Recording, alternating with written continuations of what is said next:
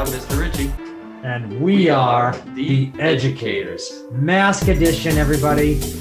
Not because we wanted to. It is November 18th, and our state is an absolute mess. We've dedicated this episode to our state being under siege. That's right, under siege from an invisible, Ugh. almost invisible source, but because we are still in the middle of this pandemic, so we're trying to do our best. We are in the same room, socially distanced. Yep. With let's see. Don't even need this. That's right. Hey. Welcome to the studio, everybody. Let me turn the ring light. Yeah. That's right. Yeah. There you go, everybody. Get Yeah. your ring light on. Get your fix. All right. Yeah. Well, we're doing our best I don't know here. if I even need these on, but whatever. We're doing our best, but the numbers aren't looking good. And the closer that we get to home, the worse the numbers look. Ugh. Let me see. I'm going to start it backwards here. I'm going to go with the world first. So the whole world right now, weekly increase of new coronavirus infections, 3.9 million in 1 week. And that's up. The previous week was 3.8 million. So, I mean, you know, a little bit more than 100,000 new cases more this week than last week. That actually doesn't sound so bad because I'm pretty sure that that extra 100,000 literally just comes from our country. Yeah. Because in the last week, the United States has gone up 1.1 million new cases, whereas the previous week before that, and you know what, we're actually 1 day short, shy of an actual full week even. But so the previous week was 896,000 new cases. So it's up significantly. And then we are closer to home. 1,303 new cases here in the great state of Maine, up over 1,125 a week ago. And it was only 4 weeks ago that the numbers were like below 400. Just 4 weeks ago. I just erased them on my screen here, but I didn't want to go over too many numbers. But literally 4 weeks ago, we were living in a different world. And now here we are setting records for coronavirus infection. So we're going to keep the show going, but still try to keep everybody safe with our masks and social distancing and trying to find some normalcy and things. I mean, my mask is a little out of date. It looks like it's a Halloween theme, but whatever, right? I mean, I have so many masks now. I think I have 20 masks that I use throughout the week. I do 2 a day, sometimes 3. Yep. My ears turn red, and this chafing, and everything that you should be going through to stay alive. Yeah, and help others stay alive too. Yes. Because there's certainly there's still some division, and I think we're going to cover that as part of our segment of why our state is under siege. But before we get talking about that stuff, we can talk about some good stuff in the news. Some finally good stuff. So yeah, we're talking about COVID. I don't even need this in because I can hear him across the way. All right, as long as you can hear me. Okay, great. Pfizer has shown that its COVID-19 vaccine is nearly 95% effective. Absolutely. But as Mr. Ritchie added, Moderna vaccine is 95% effective and requires normal refrigeration. So can you explain a little bit about the difference between them? Absolutely. So they both went through clinical trials as a process of Operation Warp Speed to get a virus for the coronavirus and to get a vaccine for the coronavirus. And so there's a couple of different methods. So getting a vaccine is one step, and the logistics of getting it to people is an equal amount of effort to just do that. We've been through it a few times, especially through polio is a great example of when we needed to rush a vaccine out and to save normalcy, human lives and everything. So Moderna went with a different route, and I don't know, I didn't get too far into the weeds with it, but Moderna's vaccine, 95% effective, requires normal refrigeration. So you do have to refrigerate it, but it's a temperature that you can get with just standard refrigeration equipment that you would have in a normal pharmacy or hospital, clinic, anything like that. The Pfizer vaccine requires ultra cold storage, which I think was like -40, something that we don't get with, you know, anything outside of like, you know, a factory that freeze dries food. You know, they have these ultra cold storage things, but there are, of course, hospitals, clinics, and things that they do have these cold storage spaces, but they're certainly fewer and farther between, and the size of these things can vary greatly depending on where you are. And so in a state like Maine, with a very large rural population, getting a vaccine out to those people, you know, is only going to work if we can keep it cold. Once you heat up the vaccine too high, just like food, it will spoil and it won't be any good. And so having a vaccine that doesn't require this ultra cold storage is obviously going to be an easier thing to do. And think about, I don't know many planes that have ultra cold storage on board, let alone giant, you know, large scale refrigeration units that can keep it -40 while staying in flight, because that's obviously heavy equipment. So just the ability to move millions of doses here and there is going to be a very huge undertaking and a big effort. Another thing too that I had heard on a recent NPR episode was that that Moderna, they are releasing their vaccine in smaller quantities, so quantities of 100, versus Pfizer's is coming out in quantities of almost 1,000. It was like 975 per case. So here in rural Maine, we've got so many towns that don't even have 1,000 people that live in it.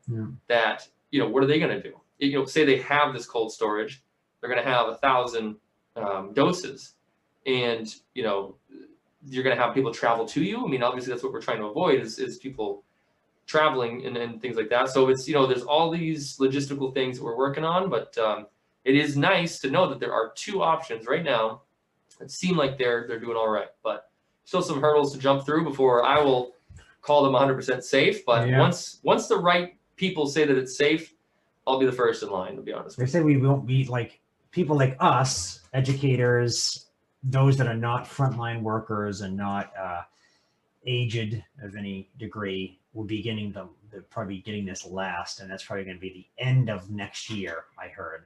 Yep. So no, maybe they'll think about educators though. Maybe like hopefully they'll think like maybe we should have our kids being taught by these people that have a vaccine for this. You know, maybe that's a good idea. I'm hoping they sneak us in after the healthcare workers, the aged population, but I think it's going to be our own efforts of quantifying ourselves, which is going to be another episode because we're coming up with that stuff too.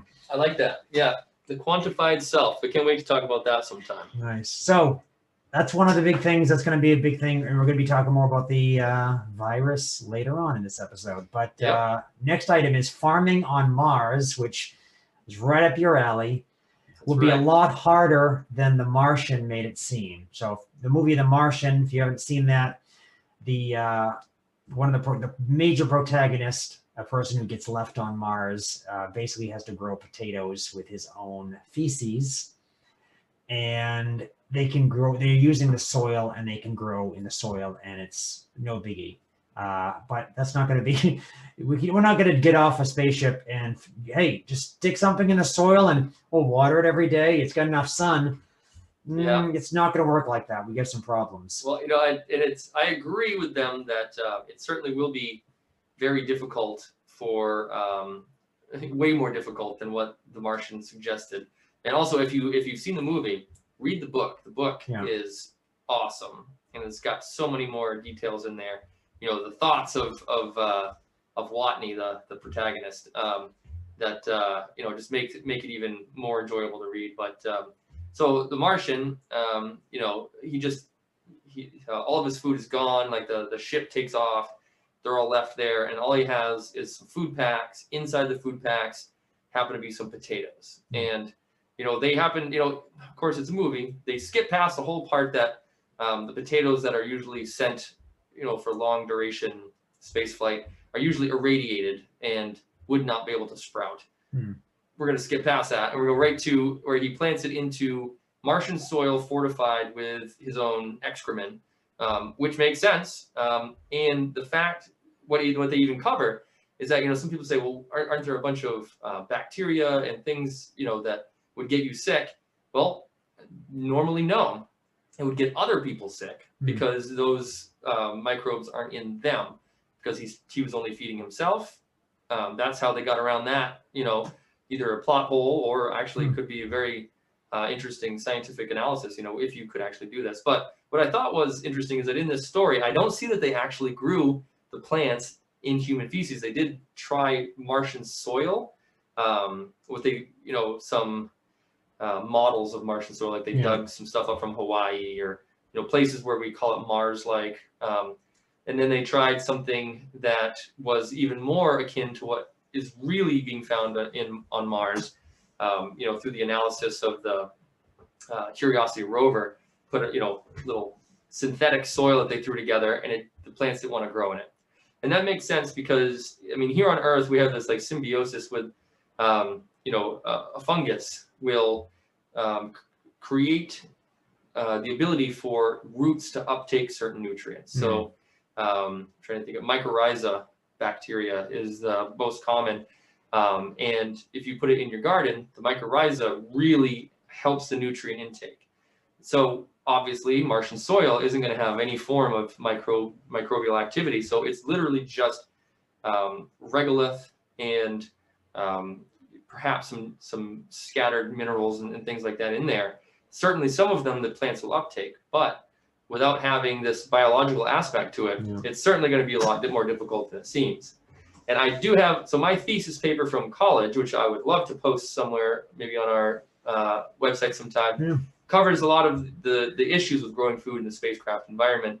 And one of the issues that I think, which they didn't cover in this article, but would be good to point out, is the pressure difference. So the 1%, pressure on Mars, so their atmosphere is only 1% of Earth.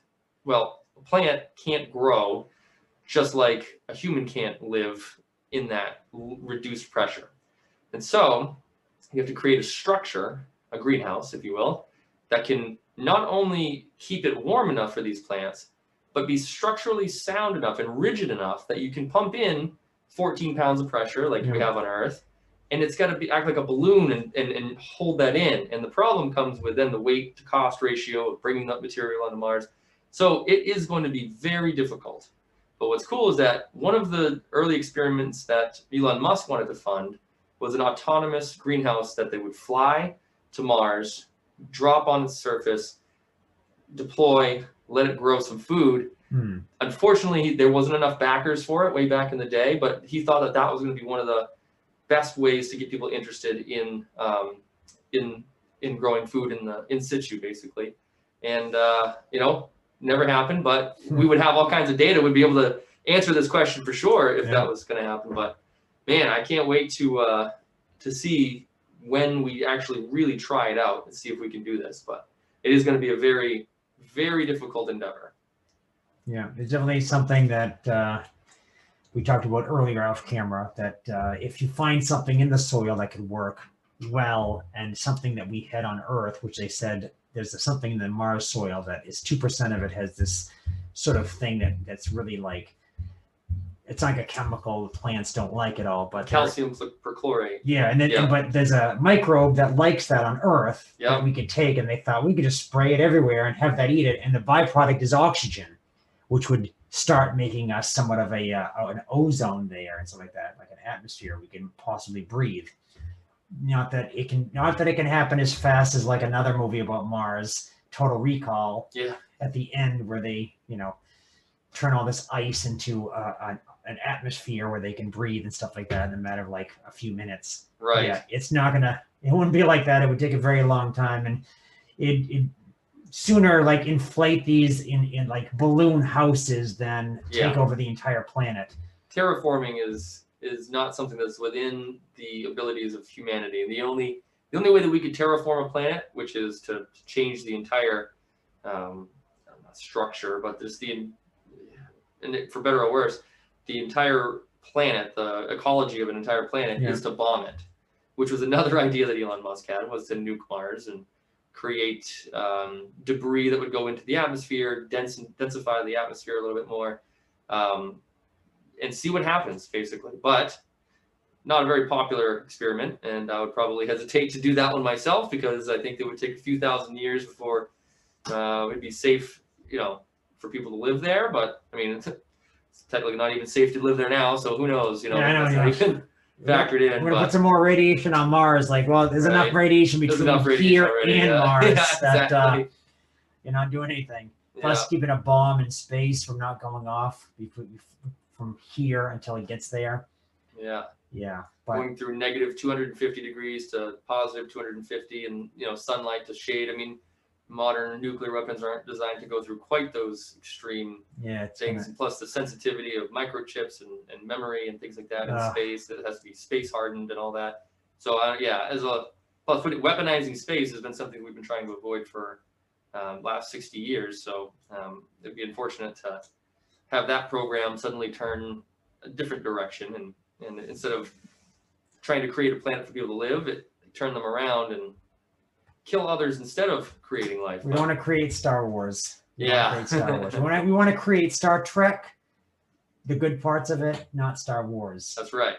So the other big thing in the news is planets with many neighbors may be the best places to look for life, which is kind of like common sense, I'm thinking. Planets with many neighbors may be the place. Because what? Because of our solar system, probably, right? Our solar system, we've got many neighbors, so look for life there. Like for instance, with Earth, we are saved from destruction probably an untold amount of times by Jupiter. Jupiter pulling in all more, dangerous asteroids that, could have impacted us in the past. They have models, millions and millions of models run over and over again on a computer somewhere that show the effects of, different size planets and stuff like that. But so one of the quotes that they had in the article was that, systems, so planetary systems with multiple planets tend to have rounder orbits than those with just one, which indicates a calmer history. So there were, probably 20 or more protoplanets in our solar system before the final, 8 or whatever, like, 8 now because we don't factor in dwarf planets, but whatever you want to call our solar system.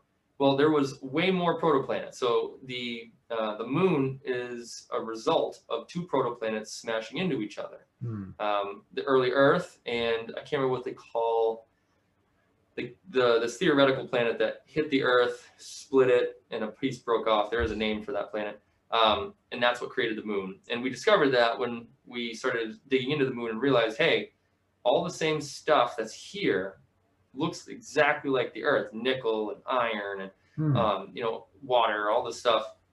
And so it shows that there was a violent history in our solar system. However, not quite as violent as like some of the other solar systems that we were observing, where these planets have these highly elliptical orbits that, are not round per se. And you go from one extreme when if this is the sun, the planet gets really close to the sun, goes around and goes really far away. It gets really frigid and cold, and then comes back down, gets really hot, goes around again.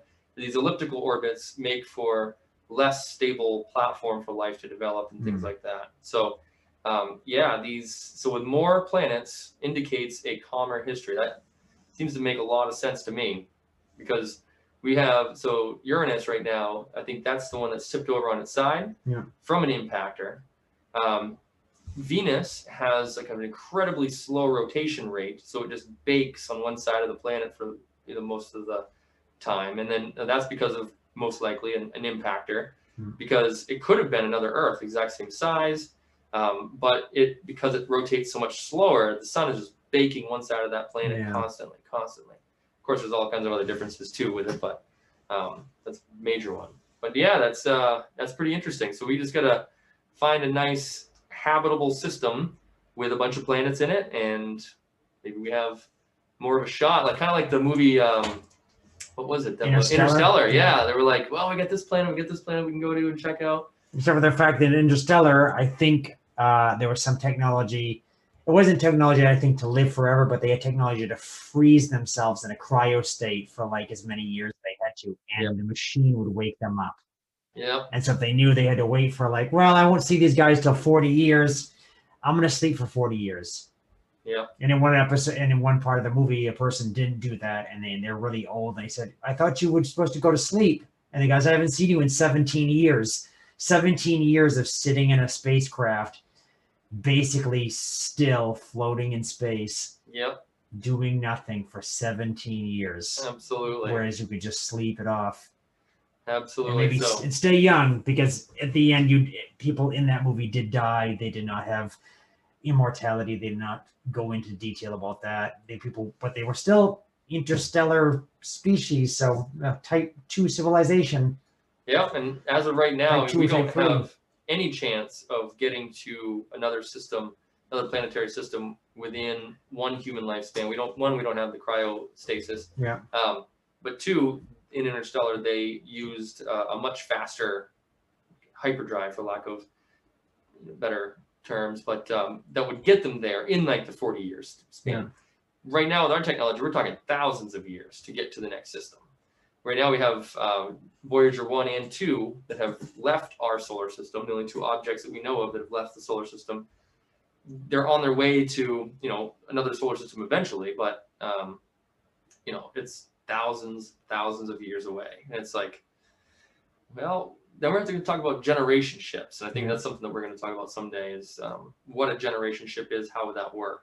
And right now, with the way that I'm looking around at humanity working together, I don't know if generation ships would work. We're kind of on a generation ship right now. Yeah. And it's going, it's all right. Not working. Yeah. Well, imagine a whole generation ship with these people on it that just don't agree. Like some people wake up and they're just sort of like, why are we even doing this? Why don't we just turn around? Like, imagine the conflict that, human conflict that would happen. So lots of more questions, but it is pretty good to know that that there are most likely some hospitable places out there for us. Yeah, it'd be nice. And last news item, psilocybin, which is a hallucinogenic drug, may help treat depression, a small study finds. And I read that and I go, well, if someone's high as a kite or just not out of their mind hallucinating, obviously I feel like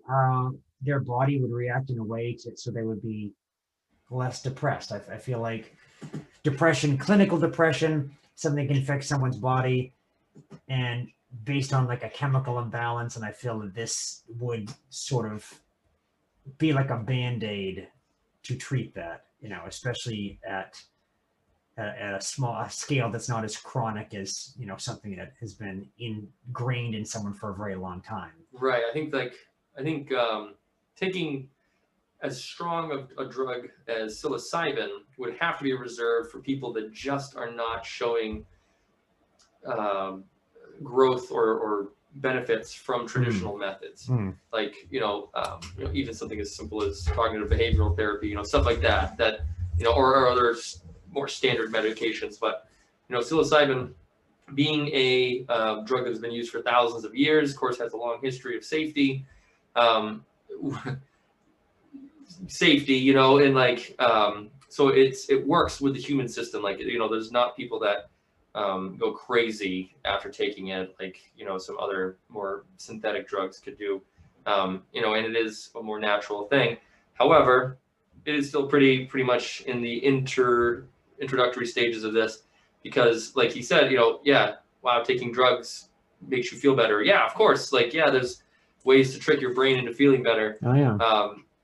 But with, depression being an interesting animal as it is, that might help some people out there if they can break down the wall of what is real and what is not in their own mind, and maybe that helps them re-stack their blocks, into a more organized form after they take this drug or something. Maybe that would help out. I don't know if I would want to know that there are people around me on this incredibly powerful drug. That wouldn't make me feel super safe, but driving the bus that you're on. Exactly. Yeah. I don't know if we should have them in pill form to take in the morning, Ooh, yeah. Okay. Well, the walls are breathing, stuff like that. My depression's gone. Yeah. I see bats outside in rainbow colors. You're like, oh no, we need to stop this bus. So yeah, we'll hope for this to continue being a positive thing, but let's not rush out to the cow pastures just yet, trying to Yeah. find our cure for depression. Tiny little mushrooms like that. Yeah. So the main topic today, the 600-pound gorilla, whatever they ever say, elephant, whatever in the room, is the fact that our state is going down a rabbit hole of COVID-19 outbreaks. It's under siege, and it really, to me, it seems like it's business before pleasure, and the pleasure is living. They don't want to shut down the state. They don't want to shut down the schools. Certain schools are shutting down. But there's some school systems that aren't shutting down because they feel like they've got a system that can work. But there's going to be a wave of people that are going to be moving out, and it's going to have to happen. So teachers that we know, at least, are getting things ready to go online. And I think we have a good system ourselves, but it's going to be still a major hurdle and really shocking when it happens. Whatever your quality of life depends on other people following directions. It's rather disheartening to come to that realization. Like, wow, I have to really trust right now the majority, if not everyone around in my community. And would I trust them to do anything? Would I even trust them to, I don't know, like give me good advice of like, hey, I'm lost. Where could I go? I don't know if I would trust the majority of people just to give me accurate directions, let alone wearing a mask, wearing it correctly. I'm going to demonstrate real quick, but I'm not going to breathe, but that doesn't work. Yeah. Doing that doesn't work. And I tell it to my students, if stuff like that. But you see full grown adults walking around with just not even wearing the mask correctly. And they think that they're doing this big service, and you're not. Like, there's really strict things that you got to do. And so like he was saying, business before pleasure. People are thinking we got to just reopen everything, and that's going to save the economy. How can you save an economy if there's no one left to work? Like in a school, we don't let people just come in with just a normal flu or even a normal cold, coughing, hacking, working with children.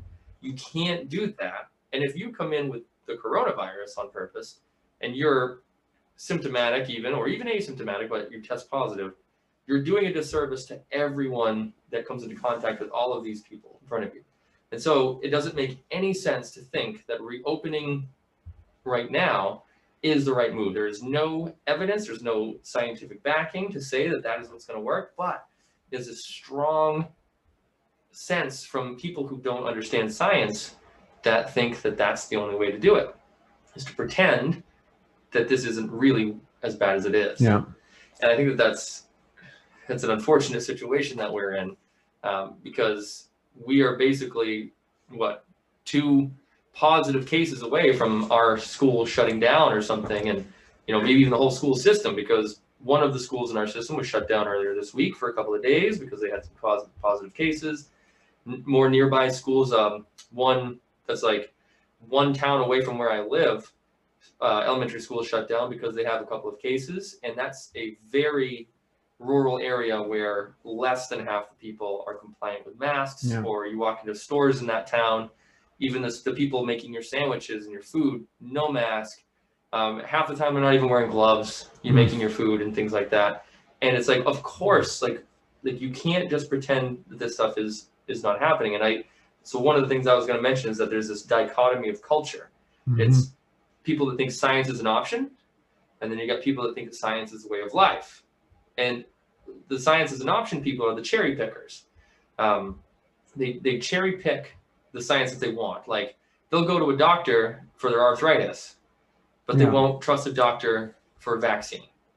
And it's like, well, the same science, the same processes go into finding treatments for arthritis as they do in vaccines. Like, there's this medical process. And so it's quickly getting out of control. And I'm not sure how to prevent that. I mean, how do you change and get people to, if they don't already know that science works, how do you make them realize that in their 30s or 20s or 30s, 40s or older? And I think that's a big question that we have right now in America is how do we get people to understand science is real and you can't just cherry pick what you want.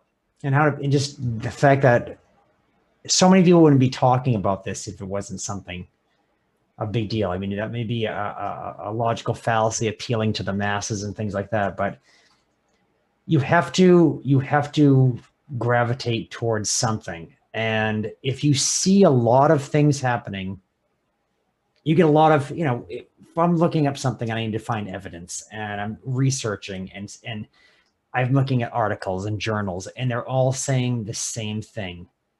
Then of course I'm going to say, well, obviously there's some merit to this.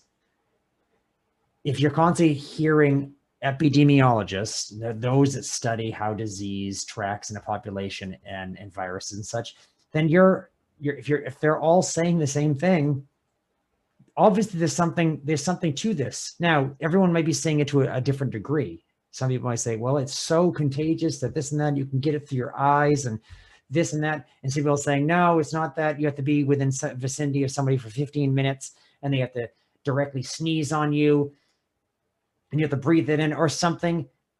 It's always good to play at a level of caution where you're expecting it to be worse than it is. Always expect something to be worse than it is. Safety reasons, pack more for being safe. You're going to go someplace, you're going to go, going hiking or something like that. Pack more than what you need. Are you going to be hungry? Pack more food than what you're going to need. If you're doing anything, always be safe than sorry. Absolutely. And this is no different. I mean, a couple of years ago, if I knew, in the first year of my teaching in the school system we share, I had 2 colds that were pretty bad. I had strep throat that was bad enough where I had to take literally the max dose of either naproxen sodium I used, or I used ibuprofen every 4 to 6 hours all throughout the day, because I had this horrible case of strep throat, and I wasn't able to see a doctor as soon as I wanted to. And I also got pneumonia so bad that the doctor asked me if I'd been smoking my entire life or if I had lung cancer, because it was lower in my lungs. Needless to say, I was lifting weights and deadlifting heavy weight the prior day, knowing that I probably had pneumonia, but still realizing I wanted to exercise and thinking that exercise would be good for me. Right. Not when you have pneumonia. Don't do that. But at the same time, if I 2 years ago knew a mask would help me from getting those, that could have very well happened to me, I would have been wearing a mask every single day. I wouldn't mind having the stairs, whatever. Having a mask on would keep me protected. And now the fact that a mask wearing seems to me to be just a normal everyday thing. We're wearing it right here. We're in the same room. My house, I clean my house. I keep, I do these things that I think that'll help to take the edge off of anyone being afraid of things, but it's still this thing it's comfortable and it adds an other safety element. And that's one thing, I don't know why, it's just a normal thing. There was a teacher that works with us that their 6-year-old son, like they're having a conversation about masks and mask wearing, and they said, the adult was saying there are cultures where people used to already wear masks when they were sick as a way to care for the community. They understand the science that while I'm having symptoms of a respiratory virus, like either the cold, the flu, or now the coronavirus, wearing a mask will prevent others from getting sick. And it's not a self-preservation thing. Like the masks are effective, helping you, but they're way more effective in helping others. And so these cultures just accept that. They say, all right, I'm going to wear a mask because I've got sniffles or I've got a sore throat. Don't need to spread that around just because I'm going to put the mask on. We're going to go to the store. And that's what I think we might be at a shift where we could accept that into American culture now, I think, where I certainly will. If I'm feeling sick, I'm going to go to the store, and I have to go to the store anyways. I'm picturing a coronavirus-free world, next year or something. Like if I get a cold or something, I feel I want to throw on a mask and go about my business, live my life, but realize that I could be helping others in the process. And I think that having a good sense of community and caring about others is necessary in any world, but I mean this world especially. Like, you know, we have to work together, otherwise we're all just sort of shooting ourselves in the feet here. But how can we do that when we have people like, there was this very popular anti-masking group. I don't know if you saw this one in the news, but they're on Facebook. They were organizing. There was an anti-masker group organizing for in-person protests in public spaces, and they had targeted food stores. The two biggest food chains locally around is Hannaford and Shaw's. And so there were at least two Hannafords, two Shaw's nearby. One of them was in a town really close to us, where they were going to show up en masse, maskless, go in and, I don't know, either pretend that they were shopping or actually do their shopping, but no mask, and they were going to smile or something. They were just going to like smile and wave at each other. If they saw people not wearing a mask, they were going to be friendly to them, and, you know, like just this social camaraderie of, yeah, no one's going to tell us that we can't wear a mask. And they spun it recently when they started getting flack. So what happened is, obviously people saw this page and they're like, are you kidding me? This is bad. I'm obviously going to tell the police. And so police showed up at these, like, at these Hannafords and Shaws, anticipating, and they never showed, which is interesting because I feel like, you know, community is something hard to form. And if your community is formed around something negative, like protesting masks, your community is not going to be very connected. You know, you're focused around this terrible idea. Somewhere in the back of your mind, you might just be like, you know what, I just don't feel like going out today. I'm not going to go join it. So yeah, there wasn't any of these clashes that we thought were going to happen. But this is just a couple of days ago. During this spike, huge accelerated growth, exponential growth of new cases. And these people are like, we're going to go out and protest. So then they turn around and they started getting flack. So started getting awareness of these pages. They said, we're not protesting against the masks. Masks are fine. It's the mask mandates. It's the laws or mandates, not laws, that say that you're supposed to wear a mask. Here's the thing. Unfortunately, right now you don't get a choice. This works. All right. When I hop in the car and it's nighttime, I don't have the option to turn on my headlights or turn them off. I have the responsibility to turn my headlights on. That's why cars have automatic headlights nowadays. You know, since the late 90s, a lot of cars just automatically hop in and they're daytime running lights. Why? Well, because sometimes just having some lights on saves some other people from crashing into you. My wife hates that I love gray cars because gray is the color of fog and guardrail. And her thought is that if you have a gray car, it's going to be harder to see in poor weather. Put on some daytime running lights on that gray car, all of a sudden now you're out there. You can see that. Well, it's sort of like that. It's like you have to get in your car and you have to consider the other people. That's why there's blinkers. You know, that's why there's high beams that come on and off. I'm not going to go around my community with my high beams blasting because I want to see more and I don't care about anyone else. We have to realize that these mask mandates wouldn't be in place if we just did the right thing in the first place. These are people that won't do the right thing in the first place, so therefore the mask mandates come. So it's this circular logic thing. And I don't know if you've heard anything too about the Second Amendment. So the fight for their perceived freedom. So freedom fighters. And you know, on the face, I see their argument. I see their points. However, if you lived a life that is so sheltered that this is oppression, I don't know how to talk to you because I've been through a lot worse things in my life to maintain balance and just to maintain a life. This is not the worst. Right? This is pretty minor stuff. I mean, this is stuff that we did 100 years ago in the 20s. I make sure to tell it to my kids that, you know, this is something that will happen. It will happen again in your lifetime, probably. And something we got to get used to. But there are these people that are willing to go to war.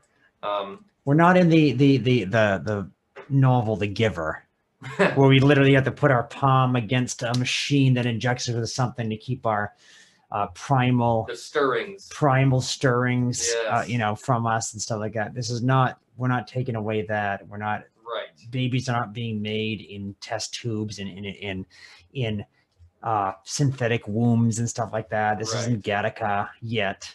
Yeah. Right? Yeah. I'm not saying that we're not possibly going that route, but that's going to be with some other things that have to do with population and such. And that'll be another futuristic episode we talk about with that. But it's not, I don't think we're really taking away that. I mean, honestly, when I first got my car, I started driving and I realized driving was like an obligation and it can be taken away from you. You have to have a license. Everything costs money. First of all, everything costs money. You got to have the license, which you pay for. Yep. Take a test, you pay for. You have to get a car, which you buy, and you have to pay taxes on the car, register the car so that you have a license plate, so that police can basically take down your number and fine you. There's so many things that are like, why all this? Why can't I just do this? But then again, it protects you. You take the registration thing. Does registration of a vehicle make it safer for someone? Yeah. No, that's not a safety issue. You get pulled over for registration. The argument back to them is like, oh, I'm sorry, I didn't register with the local town, but at least it's not a safety violation. I'm not doing something that's putting anybody at risk. So what is the purpose of it? Well, they figured out pretty early on, once they started making cars, they broke down. People just abandon them, leave them laying around, or steal someone else's. How can you tell which vehicle is whose? Yeah. How can you find this person that just abandoned their vehicle on the side of the road? Well, all right, now they're going to have VIN numbers. They can, each vehicle has its own number. They get the registration tag to tell you what community it's from, because it was better for the community as a whole that we don't have these giant leaking oil-filled machines just strewn about, versus having people be responsible about their purchases that they've made. Yeah, that's oppression to some people, but these people aren't out there fighting against this type of oppression. It's these. Yeah. And it's an immediate. We've had worse fights. We've had worse things to fight about, right? Absolutely. That this is very minimal. And if you lived in China or in Japan or Korea, it makes no. Yeah, it's just it's like, yeah. Hey, did you have a cold? Yeah, it might just be allergies. Put the mask on. It's not even a question about that. It's just, yes, you do that. And it's helping others out. It's even helping you out. I mean, and in this time of year, honestly, this is keep my face warm. I kind of like it. I don't have to grow a beard this year. I'm inside. And my face feels like it's being, I've got like a blanket on my face. Yep. I'm not wearing a mask. I'm wearing a face blanket. Deal with it. So Mr. James and I have to do dismissal, and we live in Maine, so it is seasonal. And we are standing outside for 25 minutes trying to get children from the school safely into their parents' or guardian's car, and we have to be out there enduring whatever elements it is, raining, snowing, whatever. Is nice. This is great. That is like having the mask while I'm outside and the cold winds blowing or whatever, like then take it off for a second and you're like, oh god, put that back on. Like, it actually, like, it's fine. I don't have to grow a beard. I usually grow a pretty gnarly beard in the winter every year, and I think I'm kind of doing on a little bit. Yeah, I know. Right now I haven't been doing too good with it, but quick, I gotta spray myself. A couple days, yeah. but this is what we're thinking. We're also talking about something that's nationwide, and we're talking about our state. This is happening in our state. Yeah, we're not alone in this one, but it's Maine was, what was it? It was just recently. We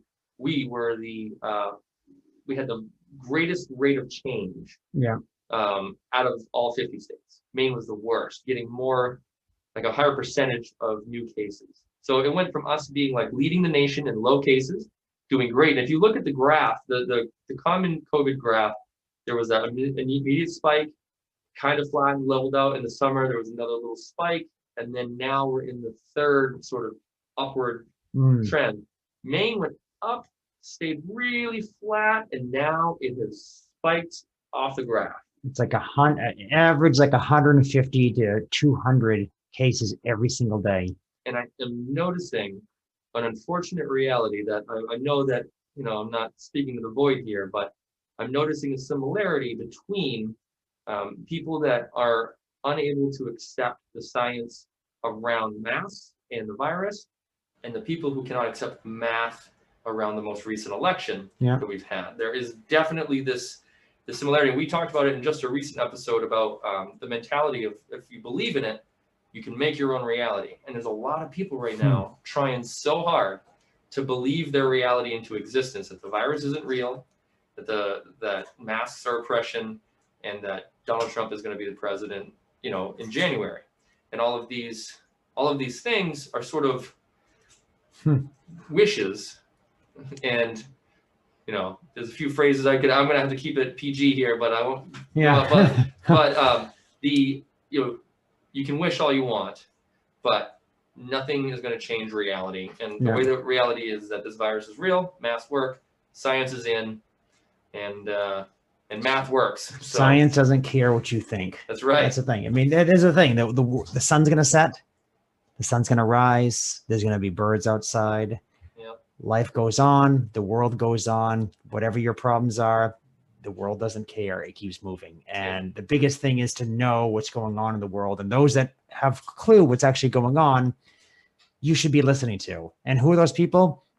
Well, most of them have PhDs behind their name.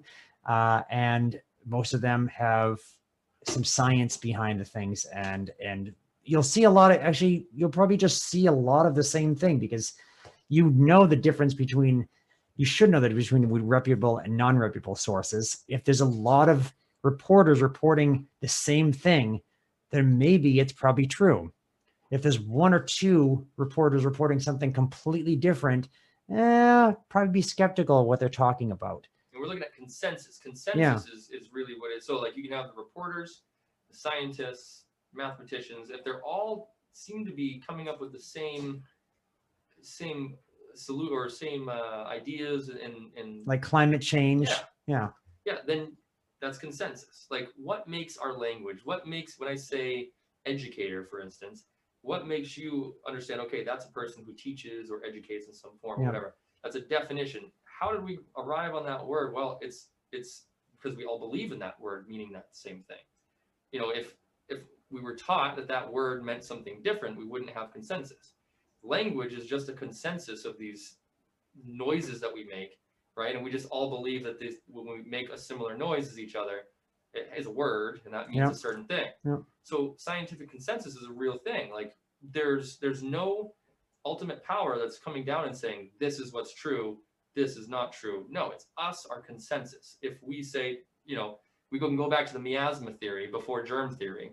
We could all say that coronavirus is caused by these evil spirits coming out of the carcasses of dead organisms, and it's dirty air that's getting everybody sick. We could certainly go back to those days. Or how about we look at the consensus where scientists, hygienists, doctors, all of these people started realizing, actually, when you look through a microscope of a sick person, you can see these structures, and it looks like here are these germs that get people sick. Consensus, not just one person saying this is true, this is not true. It's thousands and even millions. In the case of the coronavirus, there's really no scientific consensus or medical consensus saying masks don't work, or that community spread isn't a thing, which is what we're dealing with now. Where at the beginning of the virus, it was super spreader events that were causing the majority of the issues. Now it's community spread. People not meaning to give it to each other and doing so. And so that's where we're going to trust the science, and the scientific consensus is that they work. And scientific consensus is also that we're going to be out of a job pretty soon here if we don't get this under control. I know. And then season 4, we keep talking about that. Season 4 is going to be when we go remote again. So we did think season 4 was going to have started by now. Yeah, but we never made it past 10 episodes per season, and this is episode number 13. 13. I'd actually look at the notes for that. You'd think there'd be something I'd automatically print up.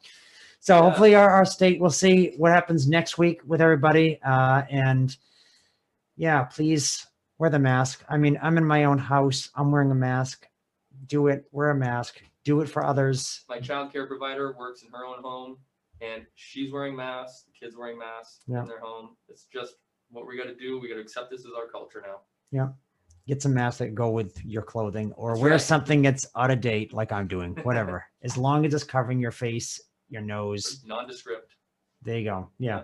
Do what we can. Well, I'm Mr. James, And I'm Mr. Ritchie. and we are the educators, masked. See you later.